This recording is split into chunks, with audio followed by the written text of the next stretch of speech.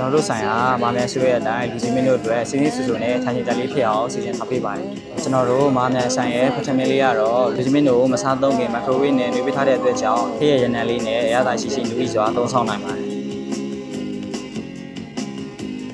ကျွန်တော်တို့ဆိုင်မှာမနက်ခင်း2မီနူနေနဲ့စိတ်ဆွပြုတ်ပေါင်းချီခြင်းမုန်းတီတို့ရတယ်ဗျဒီလိုခင်ပွဲဝမ်မိုးရှင်းလေးလည်းရပါတယ်ဗျ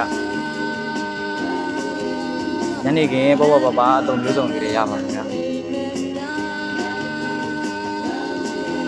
ကျွန်တော်တို့ဆိုင်ရဲ့ဟင်းပွဲလေးတွေရဲ့အရသာကိုလူစမင်းတို့အတွက်အကောင်းဆုံးဖြစ်အောင်အညီပေးထားပါတယ်ဒီလိုဖြစ်မြောက်ရေးကိုရှင်တို့ဟင်ခမ်းမို့ကကူညီပံ့ပိုးပေးရတဲ့အတွက်ကျေးဇူးတင်ပါတယ်ဗျ